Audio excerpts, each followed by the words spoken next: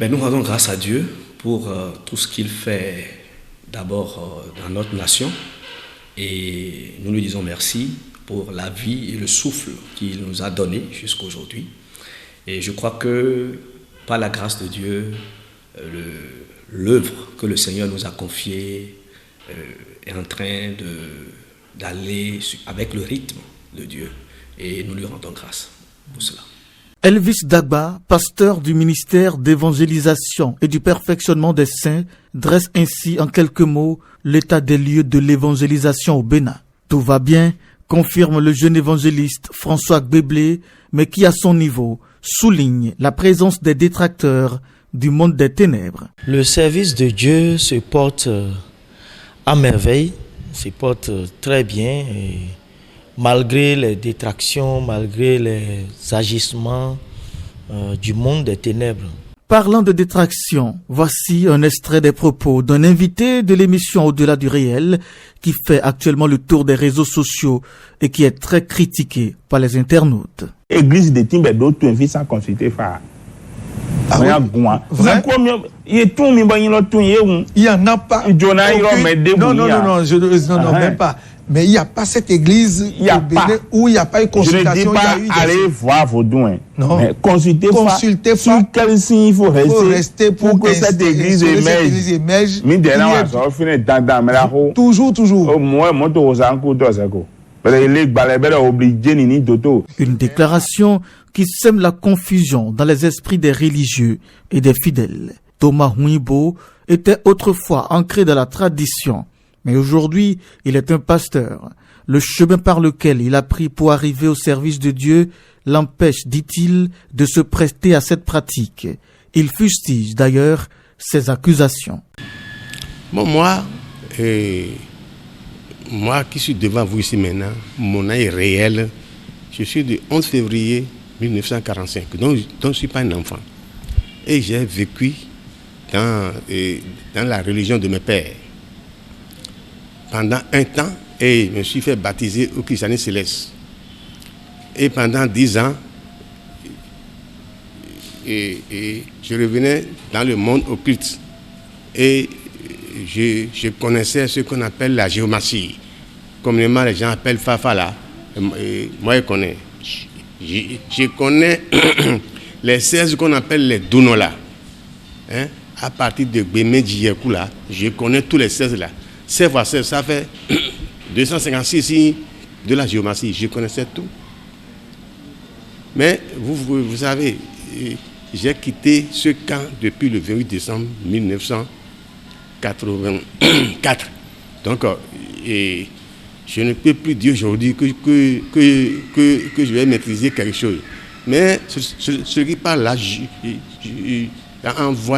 en le voyant, je vois qu'il est trop petit pour dire ce qu'il est en train de dire là.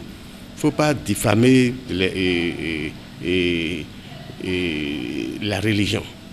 Moi, je ne peux jamais parler mal des régions dans lesquelles je suis né. Je suis né d'enfants dans Vaudon. Mais je ne peux pas les disqualifier pour dire sans rien, non. C'est par là que je suis sorti. Et j'ai aussi étudié ça là et comprendre ça d'abord. C'est ça qui m'a même donné la foi sur la Bible.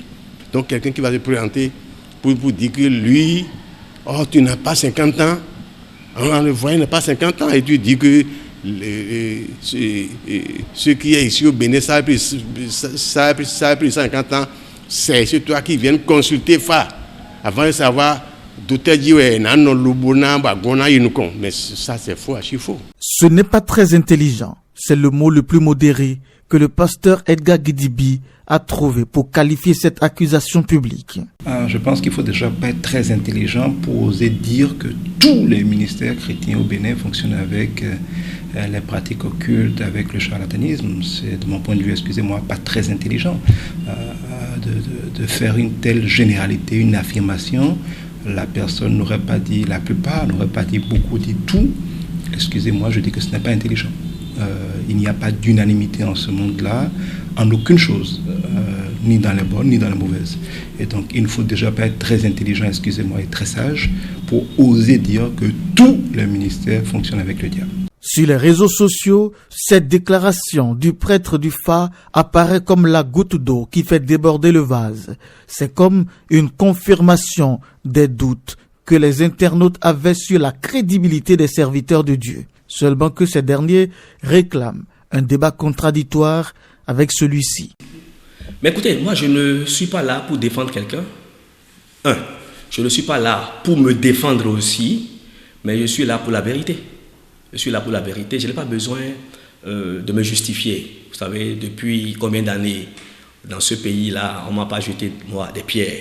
Okay? Et je pense que si Golf aussi a eu l'idée, n'est-ce pas, de venir vers moi, je lis dans votre pensée.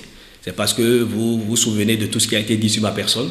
Je n'ai jamais réagi et je ne réagirai jamais pour me justifier de quoi que ce soit. Parce que vous savez, le mensonge prend l'ascenseur, mais la vérité prend l'escalier et elle finit toujours par triompher. Vous savez, dans toute corporation, donc ce n'est pas que au niveau des églises. Non. Même dans leur corporation à eux, il y a des brebis galeuses. Donc dans toute corporation, n'est-ce pas, on retrouve des brebis galeuses. Et donc moi, je ne peux pas juger X ou Y. Donc je ne veux pas affirmer ou infirmer ce qu'il a dit, oui, qu'il y a effectivement des hommes de Dieu qui le font marcher, tout ça. C'est à lui de venir nous donner les preuves. Mais voilà, et moi je tiens à ce que ce monsieur revienne sur votre plateau et pour aller plus loin, ce qu'il a dit, parce que c'est quand même grave, et je pense que les téléspectateurs ou ceux qui ont suivi, n'est-ce pas, cette intervention sur les réseaux sociaux ont besoin de connaître la vérité, il faut qu'il aille plus loin. Bien que défendant la vérité, ces hommes de Dieu ont quand même reconnu que les brebis galeuses existent dans toutes les corporations et qu'il est évident que nous continuons d'avoir les faux prophètes.